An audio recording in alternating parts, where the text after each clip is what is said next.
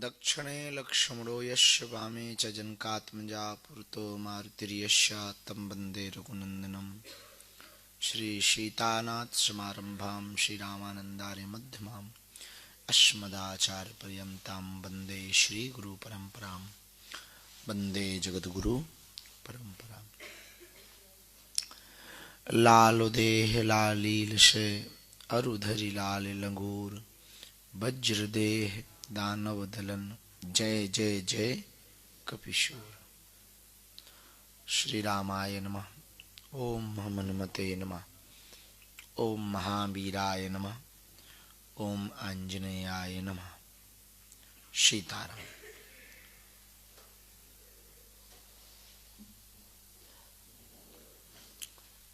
आज तृतीय दिवस के सत्र में हम सब उपस्थित हुए हैं। आज विश्राम का भी सत्र है।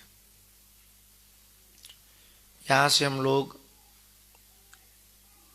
आप लोग तन से विदा लेंगे, पर मन से कुछ दिनों तक तो कुछ लोग यहीं रहेंगे, और बहुत लोग बहुत दिनों तक और बहुत लोग हमेशा तक यहीं रहेंगे। तन की यात्रा संसार के लिए होती है, मन की यात्रा स्व के लिए होती है। संसार को जानना है तो तन से जाना जा सकता है, पर यदि स्व को जानना है तो उसके लिए मन की आवश्यकता है। जितने भी दुनिया में ज्ञान है, उन ज्ञानों में सबसे श्रेष्ठ कोई ज्ञान है तो उसका नाम है स्व का ज्ञान, आत्मज्ञान।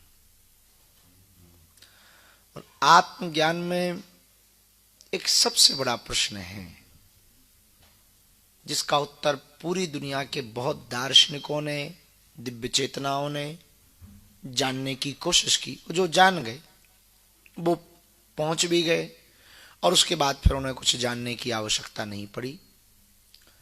और उस प्रश्न का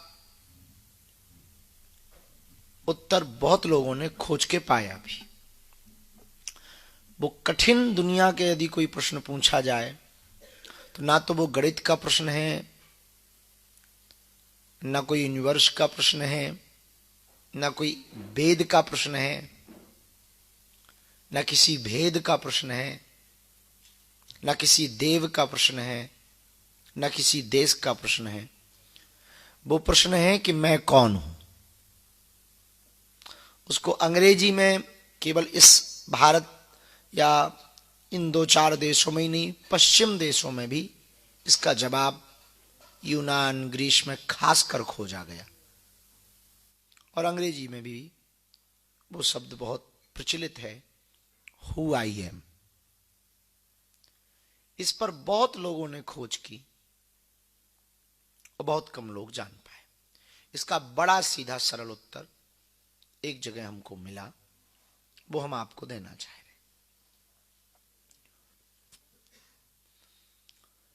हनुमान जी जब लंका गए तो रावण के सामने ये प्रश्न आया, और रावण ने हनुमान जी से किया। रावण विद्वान तो था ही, पर यह प्रश्न हनुमान जी से किया, हनुमान जी की बुद्धिमत्ता का परीक्षण करने के लिए।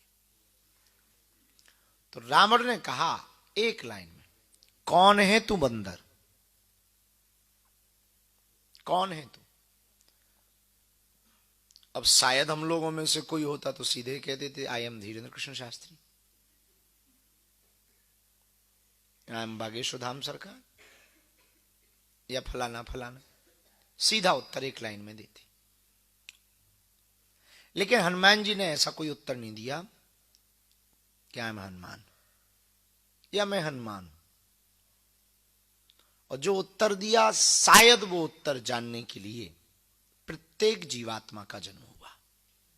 और इतने गूढ़ प्रश्न का उत्तर इतनी सरलता से यदि कोई दे पाया, अब तक के लिए पढ़ने तक, क्योंकि जो भी उत्तर जिन्होंने दिए वो उत्तर दूसरों को नहीं वो बता पाए, खुद को जान लेने के बाद फिर व्यक्ति बता नहीं पाता है।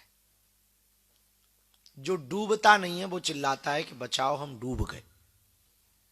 जो डूब जाता है वो चिल्ला थोड़ी पाता है। जिसके मुख में पानी भर गया वो थोड़ी चिल्ला पाता है। जो डूबता नहीं है, डूबने वाला होता है, वो चिल्लाता है कि हमको बचाओ और हम डूब गए या डूब रहे। तब रावण ने पूछा कि कौन है तू बंदर। तब हनुमान जी ने जो उत्तर दिया वो एक दोहे में है और सुंदर कांड में। शायद बहुत लोगों की दृष्टि उस पर ना गई हो, किन्हीं महापुरुष की गई होगी, बहुत लोगों की गई भी है। हनुमान जी का उत्तर सुनो। जाके बल लवलेश ते जितहु चराचर झार तासु दूत में जा करी हरि आनो प्रिय नार। अब इसका अर्थ समझो। रावण ने पूछा कौन है तू बंदर। हनुमान जी ने अपने परिचय में नाम नहीं अपना बताया, क्योंकि नाम कोई परिचय होता नहीं। जन्म के बाद हमारे माता पिता या हमारे गुरु ने हमारा नाम धीरेन्द्र रखा तो ये हमारी पहचान नहीं है। यदि धीरेन्द्र की जगह वीरेंद्र रख देते तो हम वीरेंद्र कहलाते। यदि हम धीरेन्द्र ही जन्मजात होते तो या तो माथे पे लिखा होता या खपड़िया पे या पीठ पे लिखा आता कि ये धीरेन्द्र। जो नाम रख दो फिर अब वो। इससे सिद्ध होता है कि नाम रखने वाला या जो नाम है आप वो नहीं हो। इसलिए हनुमान जी ने अपना नाम रावण के सामने नहीं लिया। रावण ने बड़ी बौद्धिक बुद्धिमता से प्रश्न पूछा कौन है तू बंदर, और हनुमान जी ने अपना नाम नहीं लिया, उत्तर दे दिया और रावण समझ गया। जाके बल लवलेश ते जितहु चराचर झार। जिनके बल के प्रभाव से रावण तूने पूरे ब्रह्मांड में विजय प्राप्त की, लोकों में विजय प्राप्त की, मैं उन्हीं का दूत हूं जिनकी तू पत्नी हरण करके लाया। मजेदार बात यह है कि उन्होंने राम जी का भी नाम नहीं लिया।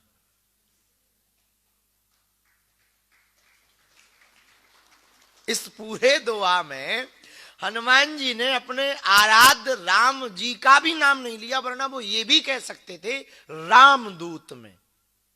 ये भी नहीं कहा। ये तो हम लोगों ने कहा कि वो रामदूत है। उन्होंने ये भी नहीं कहा कि हम रामदूत हैं। उन्होंने ये कहा जाके बल लवलेश थे। जिसके बल के कारण तुमने अपनी भुजाओं में बल पाया, ब्रह्मांड को जीता, लोकों को जीता, मैं उन्हीं का दूत हूं जिसकी तुम पत्नी का हरण करके लाए। रावण समझ गया। उसे प्रश्न का उत्तर भी, ये रावण को भी भरोसा नहीं था कि इतने कठिन प्रश्न का उत्तर इतना सरल हो सकता। इस बात को उठाने का तात्पर्य यह है कि बहुत लोगों के मन में कई बार आता है कि हम 3 दिन के सेशन में आए तो उसमें बहुत कुछ खास विधियां नहीं है, पर कई बार बड़े काम बड़ी सरल विधियां ही करती हैं, कठिन विधियां बड़े काम नहीं कर पाती। उसी प्रकार स्व को जानने का यदि कोई साधन है तो वो है ऊर्जा संचय समागम, जिसमें आप अपने आप को जान सकते हैं। और जब तक आपको अपना पता नहीं होगा तब तक आप दूसरों का भी पता नहीं कर सकते या दूसरे का भी परिचय नहीं जान सकते। जब तक आपको स्व का ज्ञान नहीं होगा। तो एक संत हुए, उन्होंने इसका परिचय बहुत अच्छा लिखा। उनसे किसी ने पूछा कि आप कौन हो, उन्होंने भी एक उत्तर दिया। उत्तर भारत के बड़े अच्छे प्रसिद्ध संत हुए।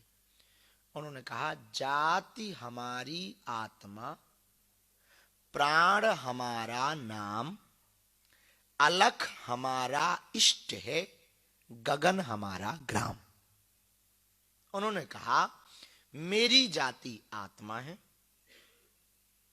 अलख मेरा नाम है। तो अलख मतलब अलख नहीं, जो अखिल ब्रह्मांड में व्याप्त है, जिसने अखिल ब्रह्मांड को बनाया है, जो अखिल ब्रह्मांड का नायक है, उसी का एक टुकड़ा अपन भी।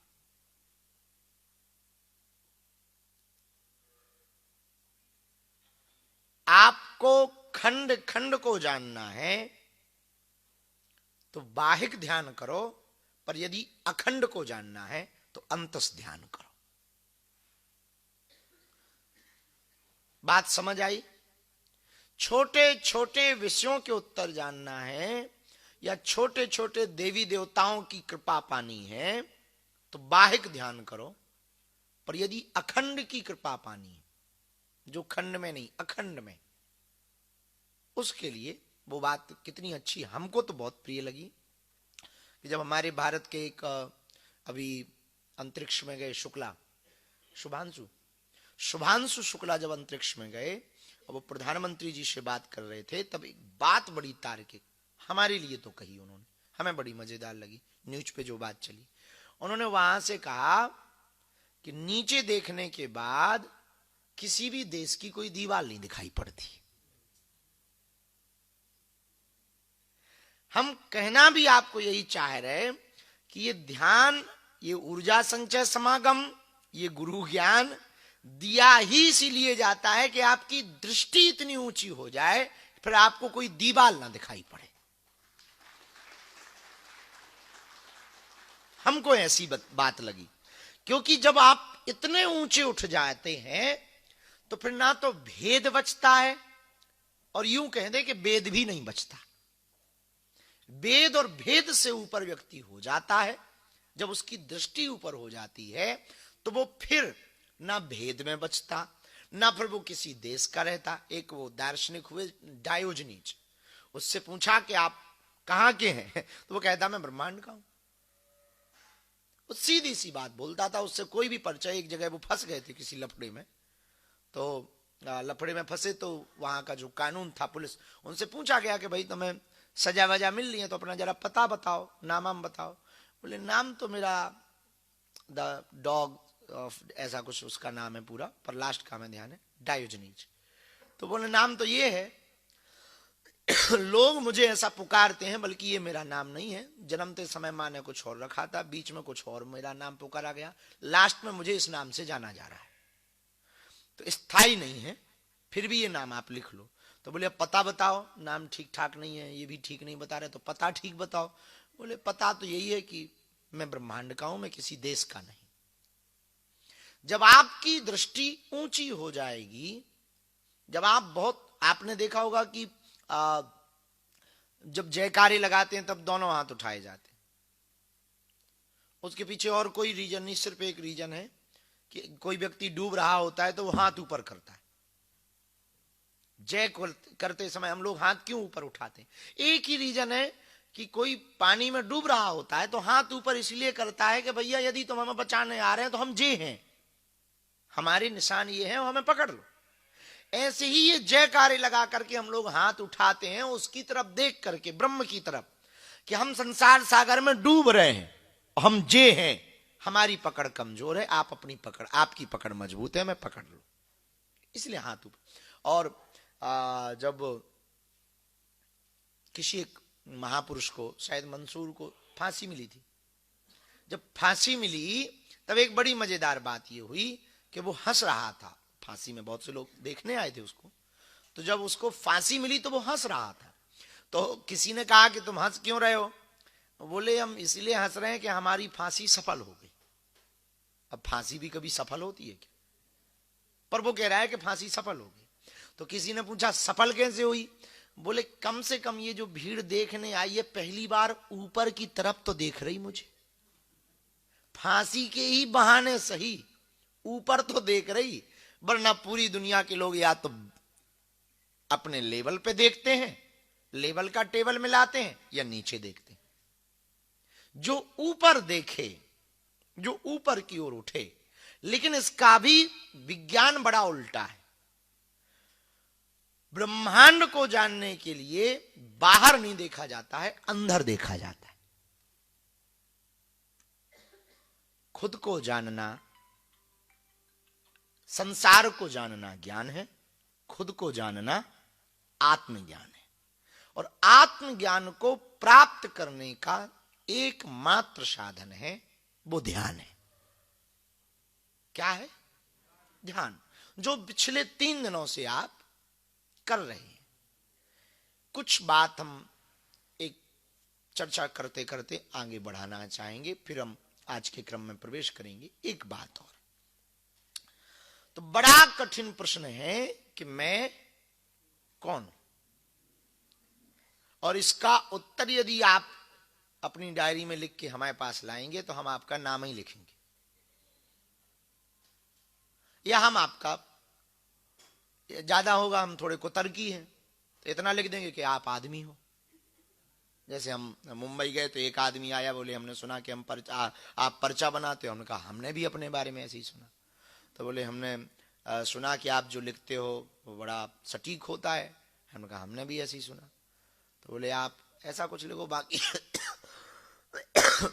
उन्होंने कहा कि हमारा कोई प्रश्न तो नहीं है, हमें कुछ जानना तो नहीं है, पर आप ऐसा कुछ लिखो कि कभी कटे ना।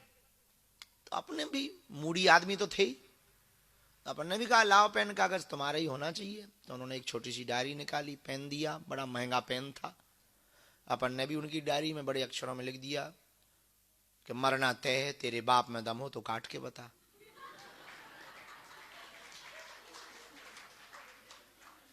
सीधी सी लाइन थी। वो बड़ा अभिनेता था। बाद में वो थोड़ा उसे लगा कि हाँ ये आदमी ठीक ठाक है। तो कई अभी भी जुड़े हैं, अब वो आते रहते हैं बीच बीच में, जब उन्हें टाइम मिलता है आते रहते हैं, अच्छी बात है। खैर वो बात एक विनोद की।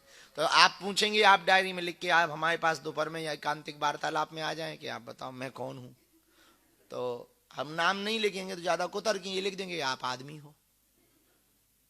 इतने से ज्यादा हम कुछ नहीं लिख सकते कि आप आदमी हो, ये लिख देंगे, थोड़ा भेद कर देंगे, आप पुरुष हो आप स्त्री हो। और ज्यादा कुछ डीप लिखना होगा देखेंगे आप मध्य प्रदेशी हो या बिहारी हो। पर आप कौन हो इसका परिचय दुनिया का कोई दूसरा आदमी नहीं दे सकता। और जो भी दूसरा आदमी आपका परिचय देगा कि आप कौन हो, वो एकदम झूठा देगा। और आप कौन हो इसका कोई परिचय दे सकता तो वो केवल और केवल आप दे सकते, और अपने आप को ही दे सकते, और कोई नहीं दे सकता।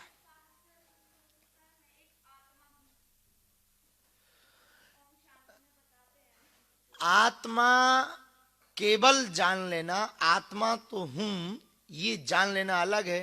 अब कौन सी आत्मा है, ब्रह्म की आत्मा, पर ब्रह्म की आत्मा, या खुद की आत्मा।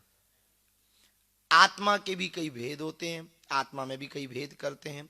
और आत्मा तो सबको पता है कि मैं आत्मा हूं, पर कौन सी आत्मा हूं मैं, परमात्मा की आत्मा हूं कि केवल आत्मा की आत्मा हूं। और ये जान भी लिया कि हम परमात्मा की आत्मा है, तो परमात्मा सच्चिदानंद है, परमानंद है, और तुम दुख में भरी। जिसके नाम में आनंद भरा, जिसके नाम में आनंद भरा, उसके ठीक तुम अपोजिट हो। उसका नाम है सच्चिदानंद, ब्रह्मानंद, परमानंद। और तुमसे पूछो और क्या है, सब बेकार। जो परमानंद में भरा, उसका अंशज, उसका टुकड़ा। अब भाई हीरा का टुकड़ा भले ही छोटा हो पर चमकेगा, तो भले ही थोड़ा मोड़ा चमकेगा पर चमकेगा। किंचित मात्र छोटा टुकड़ा होगा तो भी तो चमकेगा। उसी प्रकार आत्मा यदि परमात्मा की है तो आनंद क्यों नहीं है, इसी का उत्तर जानने के लिए क्या जरूरी है, जरा जोर से बोलो। ध्यान जरूरी। ऊर्जा संचय, समागम में जो आपको अभ्यास दिया उस अभ्यास का निरंतर करना। तो हम जहां कह रहे थे वहां उसके आगे एक चरण और बढ़ते हैं, तो फिर बात विराम करते। अब अगली बात जो उठती है वो भी अभूतपूर्व है। आप अपने आप को जानना चाहते हैं तो ध्यान की पद्धतियों में उतर जाएंगे तो कुछ घटित होगा आपके साथ। आपका ध्यान ठीक है कि नहीं, इसका पता आपको कैसे लगे। आप सही चल रहे कि नहीं, इसका पता आपको कैसे लगे, वो समझो। आप जब आत्मज्ञान की स्थिति में स्थित होने लगेंगे, प्रज्ञ होने लगेंगे, तब आप दूसरों में और खुद में भेद करना बंद कर दें।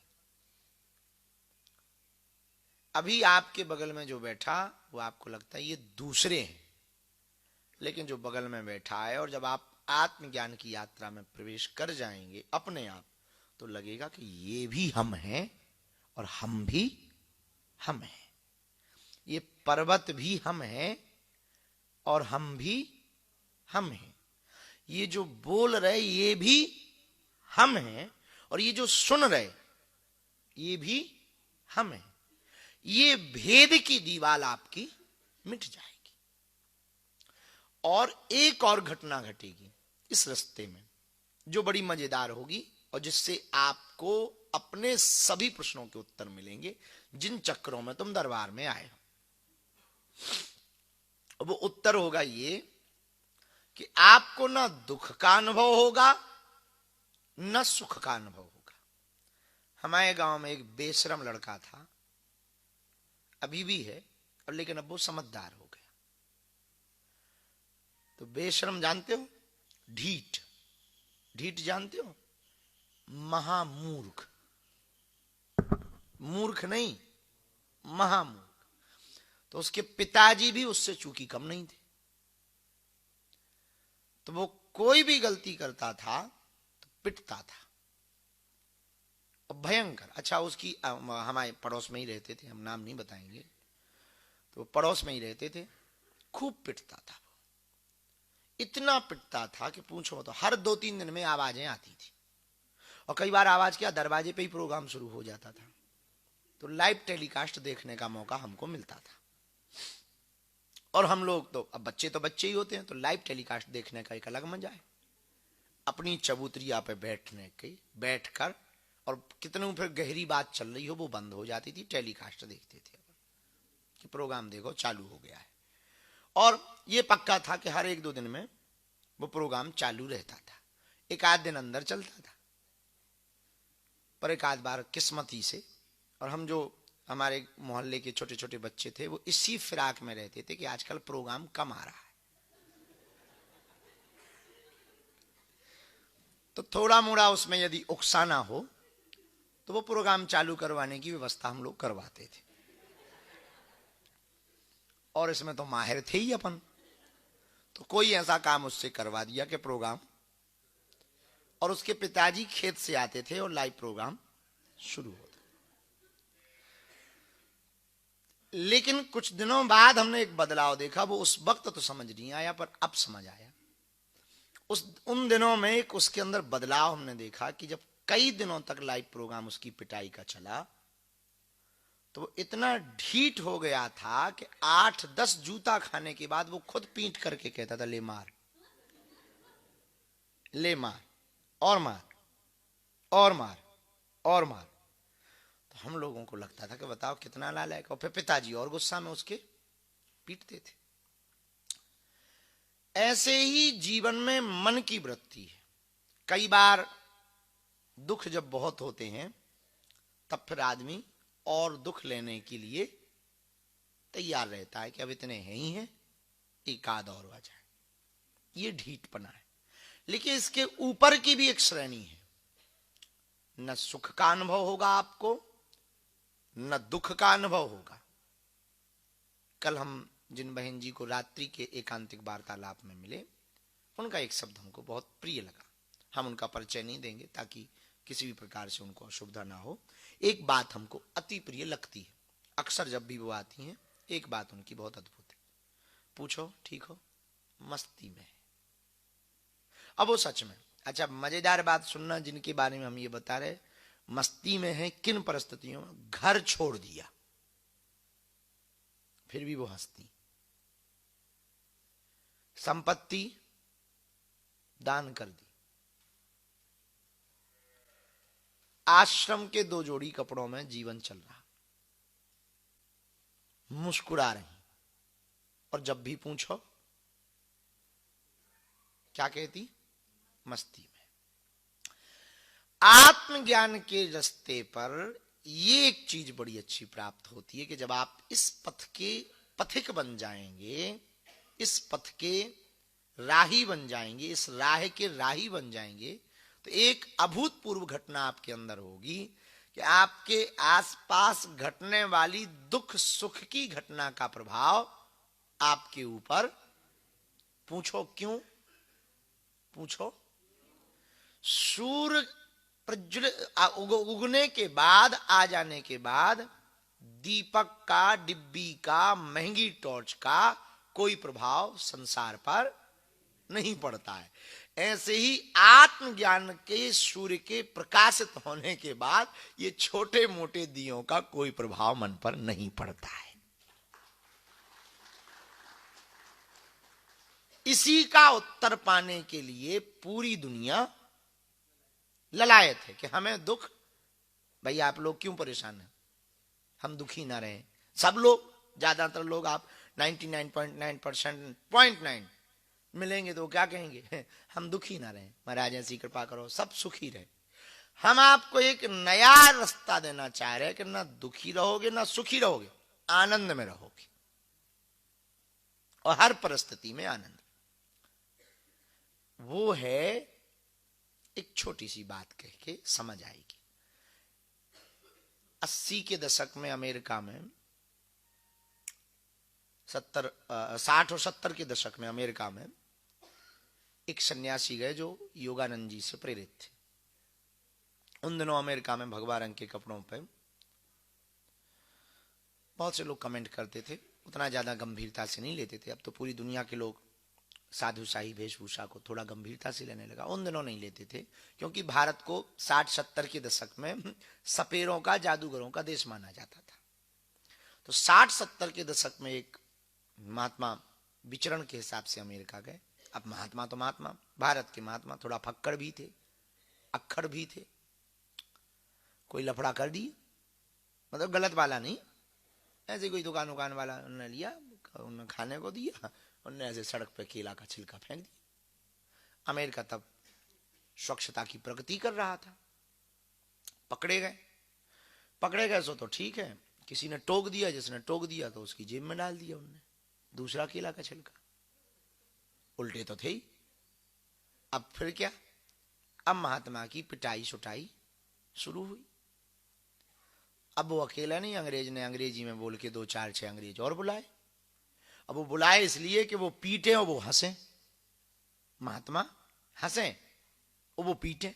तो उसने 2-4 अंग्रेज और बुलाए, तो खूब पिटने लगे। तो ये हंसने लगे फुटबॉल की तरह, इधर जावे तो हंसे, उधर से दे पटा, तो थोड़ा ऐसा भी करें और फिर हंसे।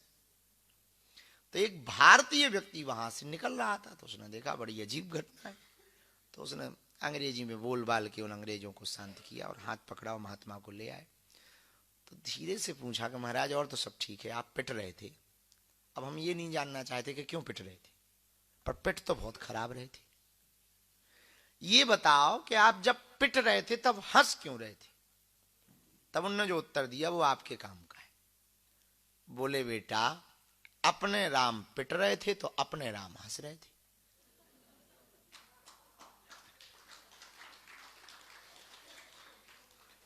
अपने राम पिट रहे थे तो अपने राम हंस रहे थे।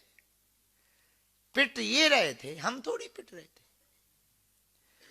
ये भाव आपको जीवन में जिस दिन समझ में आ जाएगा, उसी दिन आप एनलाइटेड होने के करीब पहुंच जाएंगे। एनलाइटमेंट जानते हो?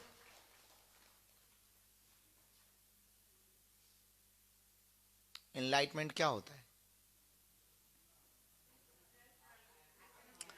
आत्मज्ञान होने के करीब पहुंच जाओगे तो उसी दिन घटना घट जाएगी और आप फिर आप ही हो जाओगे। रहोगे संसार में, पर संसार की नहीं रहोगे। दिखाई पड़ोगे संसार में, और कोई बाहर से देखेगा तो लगेगा अपने ही जैसा है। क्या अंतर है? जैसे अस्पताल में मरीज और डॉक्टर दोनों जाते हैं। मरीज तो बीमार है तो उसका अस्पताल में जाना ठीक है, पर डॉक्टर तो बीमार नहीं है, वो क्यों अस्पताल जाता है? उससे पूछा जाए क्यों जाते हो, तुम तो ठीक हो? तो मरीज भी जाता पर डॉक्टर भी जाता। डॉक्टर इसलिए जाता कि हम मरीजों को ठीक करें। इस संसार में गुरु और चेला दोनों जन्म लेते, पर चेला जन्म ले वो तो ठीक है कि भाई चेला क्यों जन्म लेते, बोले आत्म कल्याण के लिए। पर भैया गुरु तुम क्यों जन्म लेते बार बार? अरे बोले उनका कल्याण करने के लिए।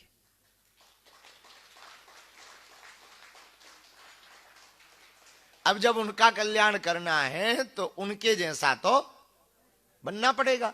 भाई छोटे बच्चों को सिखाने के लिए माताएं अनपढ़ थोड़ी होती हैं, पर बच्चों को पढ़ाने के लिए वो बच्चों के जैसा बन जाती हैं, बनना ही पड़ेगा।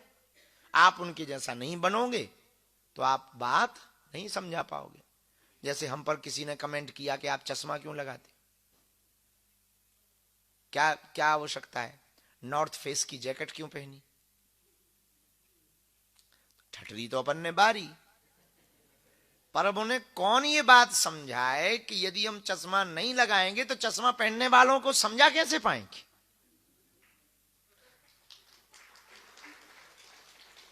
तो जो चश्मा पहनने वाले हैं उनको ये भ्रम रहना चाहिए कि अपने ही जैसा है, तब तो वो अपने पास आएंगे, तभी तो वो अपने पास आएंगे कि भाई ये अपने जैसा है, थोड़ा चेक करो। और फिर आ गए तो फिर पक्का है कि जाएंगे कहां।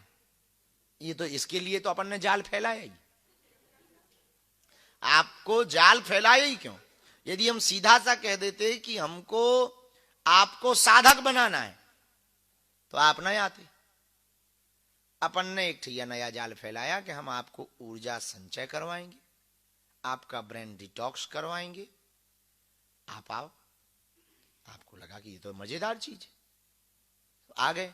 अब आ गए, अब यहां से हम आपको तराश कर भेजना चाह रहे कि आप एक ऐसे साधक बने जो संसार में तो रहें पर संसार के ना रहें।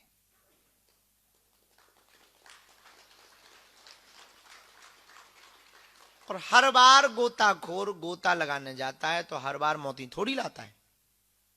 तो आप कहोगी कि क्या आपका संकल्प पूरा हो गया? ये जितने बैठे हैं ये सब तो नहीं, पर कुछ पे तो प्रभाव पड़ गया और कुछ तो हो गए, और जो बचे खुचे हैं वो हो जाएंगे। एक बार प्रयत्न करेंगे, 2 बार, 3 बार, 4 बार, तो दुख सुख के ऊपर उठ करके जीने को नाम कहते हैं आनंद, मस्ती, खुमारी। खुमारी जानते हो हैं? मध्य की अवस्था। जैसे रात होने के पहले दिन विश्राम के समय को शाम कहते, वैसे ही बेहोशी और होश के बीच की जो अवस्था है वो खुमारी। बात समझ आई?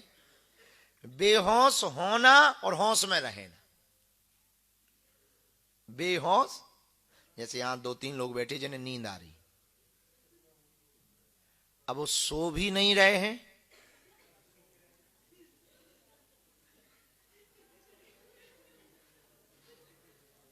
और जग भी नहीं रहे हैं।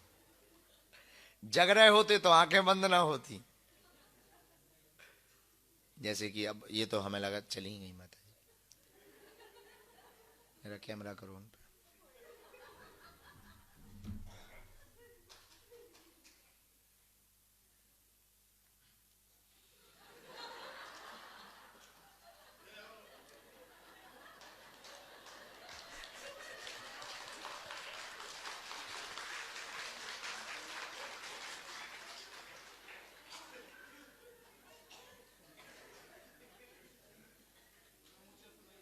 अच्छा, आप साउंड के बगल में बैठ जाया करो।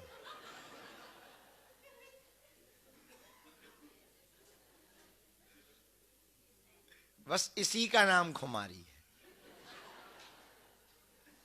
कि जो सोए भी ना और जगे भी ना। एक अंतिम बात चरण में कह के, नहीं तो आप में से कुछ लोग कल से ही बैरागी हो जाएंगे, जिन्हें बात दिल पे लग जाएगी वो बैराग धारण कर लेंगे। तो एक बात हम कह के, ताकि गृहस्थ ना टूटे, वो बात भी हम कह दें। बाहर और भीतर दोनों तरफ उजाला चाहिए और दीपक एक हो, तब क्या करना चाहिए? तुलसी बाहर भीतरहु जो चाहिए उजियार।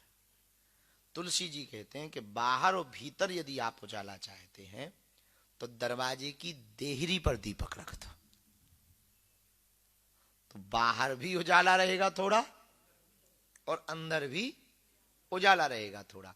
वैसे ही आप लोग रहना, आज के बाद मध्य की स्थिति में रहना, तो घर के भी थोड़े काम के रहोगे और भगवान के भी काम के रहोगे।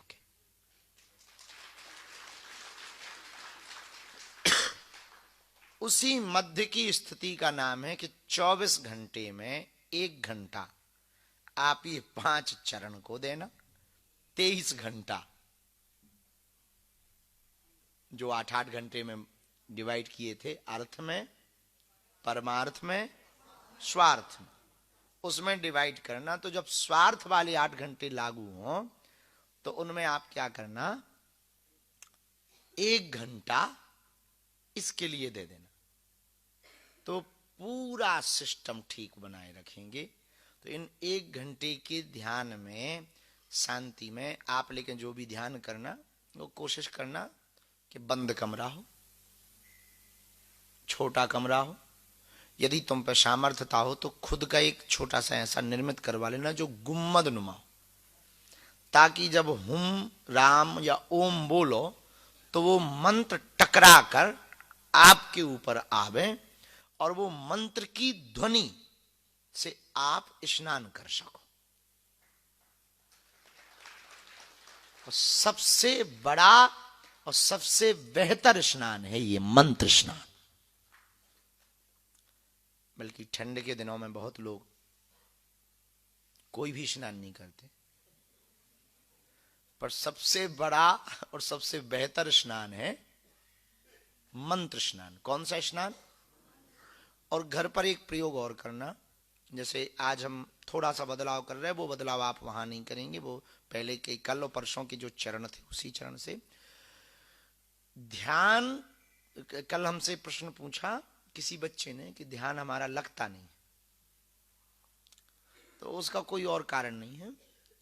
मन के पास में जब बहुत ऑप्शन होते हैं तो वो सभी ऑप्शनों पे जाने की कोशिश करता है, और जब एक ही ऑप्शन हो, हमारे भारत की परंपरा में चरित्रहीनता पूर्व में क्यों कम थी? एक ही ऑप्शन था, गृहस्थ। तो बोले 7 जन्म का नाता है, ये तुम्हारी पत्नी है या ये तुम्हारी पति है, कोई झंझट वाली बात नहीं।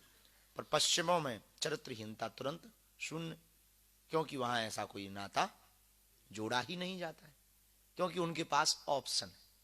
भारत में ये ऑप्शन, भारतीय दर्शन में जो शास्त्र परंपरा मानने वाले लोग हैं उनके पास कोई ऑप्शन नहीं। उनको कह दे एक पत्नी व्रतधारी सदा बाल ब्रह्मचारी।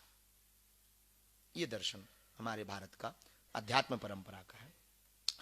तो मन के पास यदि ऑप्शन रहेंगे तो वो भटकेगा, नहीं रहेंगे तो नहीं भटकेगा। ऑप्शन खत्म करने का हमने आज रात को उपाय निकाल लिया और बड़ा सटीक निकाला।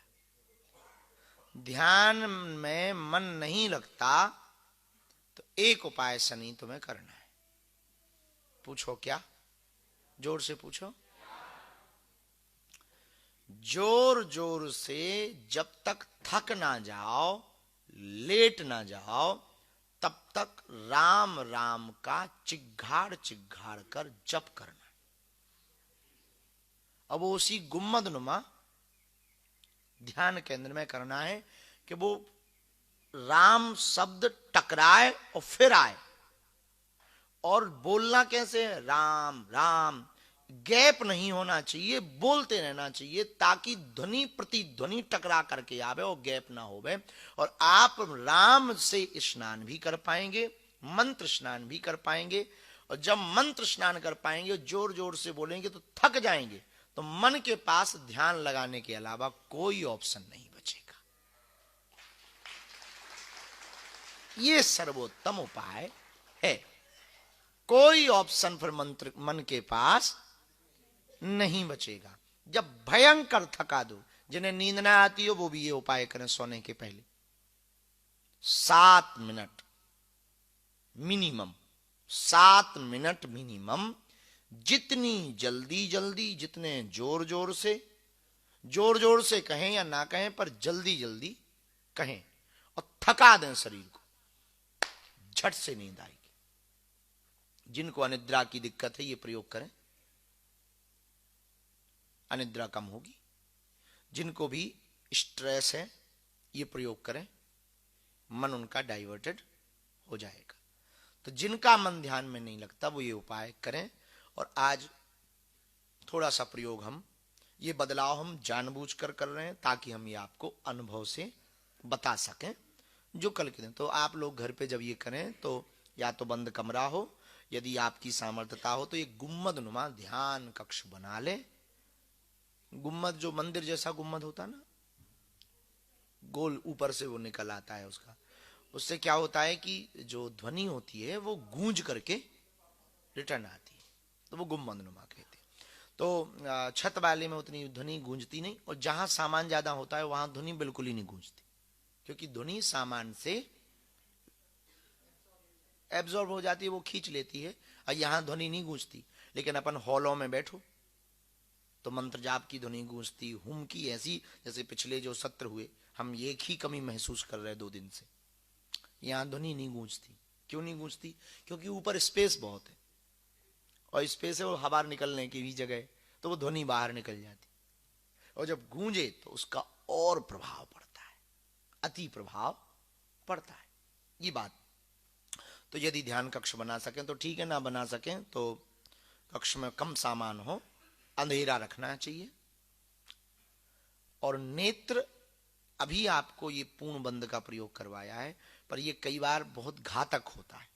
पूर्ण नेत्र बंद करना, आदमी सो जाता है और ज्यादातर लोगों को ध्यान में नींद आती। तो हमको एक शिकायत बताई गई कि हम ध्यान करते हैं और ऊर्जा संचय के प्रयोग करते हैं और हमको नींद आ जाती। तो उसका भी आज हमने एक उपाय निकाल लिया। आपको ना आंखें खुली रखनी ना बंद रखनी है, आधी खुली रखनी है और नाक के अग्रभाग को देखना है। सो नींद भी नहीं आएगी और जगे हुए भी महसूस नहीं करो। और यदि इतनी कंट्रोल है कि नींद नहीं आएगी तो फिर आप पूरा बंद कर लो, कोई दिक्कत ही नहीं है, ताकि और गहरे उतर सको। तो ये प्रयोग आप लोग करें, और इस प्रयोग को करने से ध्यान में भी मन लगेगा, ऊर्जा भी आप संचय कर पाएंगे।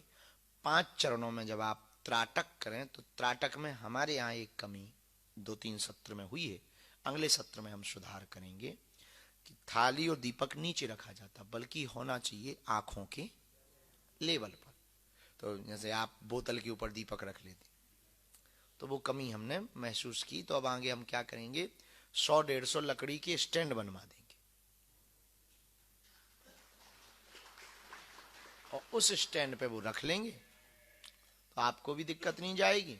तो वो तो ठीक है, वो तो हमारे लिए, पर आप अपना घर के लिए एक बनवा ही लेना।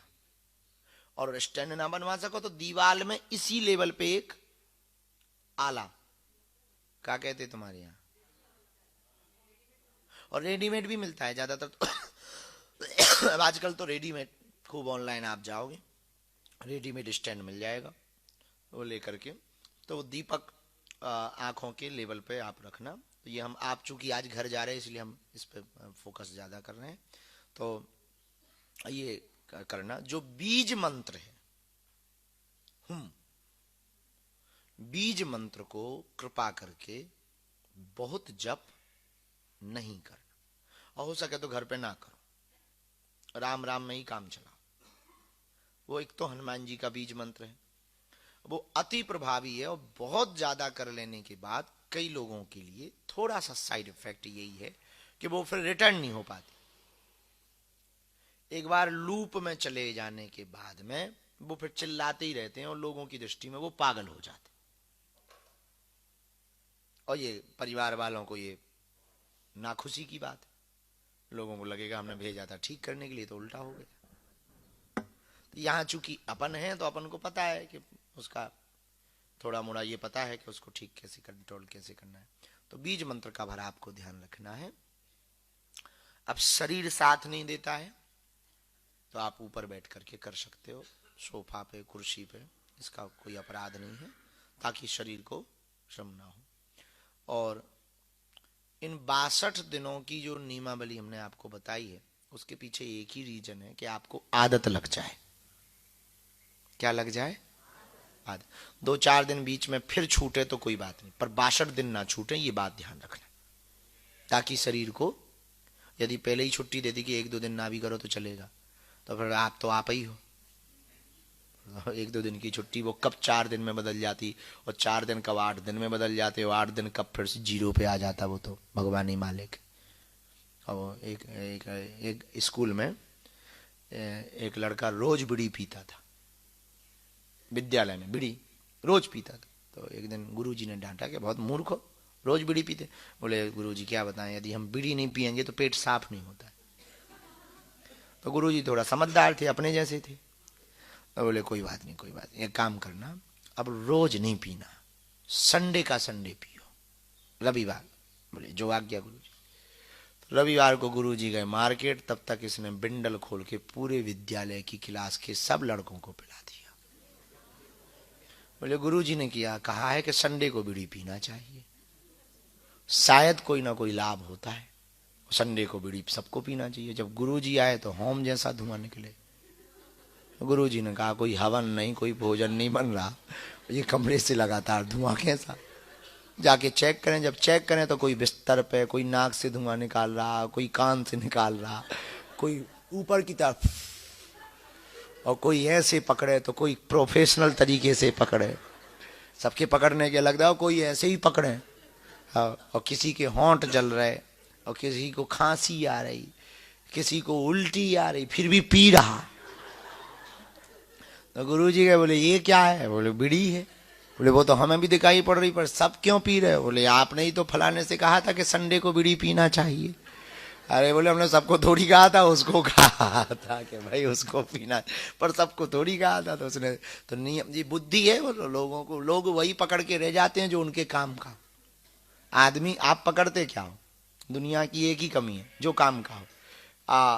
हमारे इतने वीडियोस हैं, और जो कंट्रोवर्सी वाले हैं वो पूरा कोई भी वीडियो नहीं। भाई जितने काम का है उतना कट कर दिया और डाल दिया, तो जितने काम का है आदमी उतनी पकड़ के रह जाता है। तो एक वेद की पुस्तक में लिखा था, एक आदमी बहुत नास्तिक था, उसको धोखे से वेद की पुस्तक एक लग गई हाथ में। तो दूसरे पेज के जो ऐसे पुस्तक होती है, तो पुस्तक की इस वाले पेज में लास्ट की लाइन में लिखा था वेद पढ़ना पाप। तो उसने वही पकड़ लिया और वो सबको दिखाता था। बोले देखो वेद की पुस्तक में लिखा है कि वेद पढ़ना पाप है। अब बड़े बड़े विद्वान चुप। अब बोले देखो हमने कहा था वेद पढ़ना। तो एक किसी विद्वान महाविद्वान के पास गए, बोले सुनो अब वेद मत पढ़ना, वेद पढ़ना पाप है, देखो वेद की पुस्तक में लिखा है वेद पढ़ना। बोले ऐसा तो हो ही नहीं सकता, लाओ पुस्तक, ऐसे कैसे वेद की पुस्तक? उन्होंने देखा तो लिखा तो था वेद पढ़ना, लेकिन उन्होंने जैसे ही पन्ना पलटाया तो आगे लाइन लिखी थी अशौच अवस्था। तो वेद पढ़ना तो पाप है, लेकिन आगे की लाइन थी अशौच अवस्था। पर आदमी ने क्या पकड़ा? जो उसके काम का था वो उसने। तो आदमी वही पकड़ता है जिसके जो काम का होता है। अब यहां पर हम यदि वशीकरण वाली बात बताने लगे कि हमारे पास भाई वशीकरण मंत्र, तो जो वशीकरण के चक्कर में आए वो तुरंत सावधान हो जाए। कहते हैं घुटनों के दर्द के लिए आराम लगेगा, तो कोई बगल में अरे रुक जा, तो जो कुर्सी पे माता जी बैठी ये जरूर कहेंगे, सुन लेने दो। तो अपने अपने काम की बात है, तो जिसको जो काम की बात है वही उनको प्रिय लगती है। तो हम हमारे आपके लिए हम यही कहना चाहेंगे कि आपके काम की बात यही है कि आपने संसार का, स्कूल का ज्ञान तो पा लिया, एक ज्ञान पाना आवश्यक है, जिससे मानव होने का धर्म पूर्ण होगा, और वो है आत्मज्ञान। कौन सा ज्ञान? जरा जोर से बोलो, और जोर से बोलो। आत्मज्ञान कैसे प्राप्त होगा? खुद को जानने से, और वो ध्यान की अवस्था में उतरने से, और भेद मिटाने से। क्या मिटाने से? भेद मिटाने से आत्मज्ञान होगा। वेद से ब्रह्म को जान पाओगे, और भेद मुक्ति से खुद को जान पाओगे। भेद मिटाते जाइए, जहां जो दिखाई पड़े उसको अपना बनाते जाइए। बस यही आत्मज्ञान का सूत्र है। अब आज के क्रम को हम बिना विलंब किए प्रारंभ करते हैं। आज आपको शायद 2-3 बात समझ आई होगी।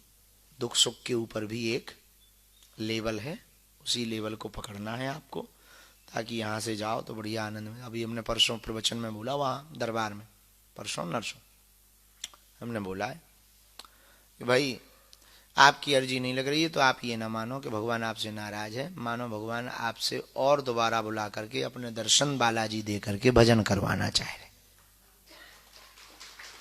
अब अपने अपने सोचने का तरीका है। किसी को लगता नाराज है, हमें लगता नहीं बहुत प्रसन्न है, मानो वो कह रहे और भजन कर, ये बढ़िया रहा। और जिनका पर्चा जल्दी बन जाता वो इधर थोड़ी आता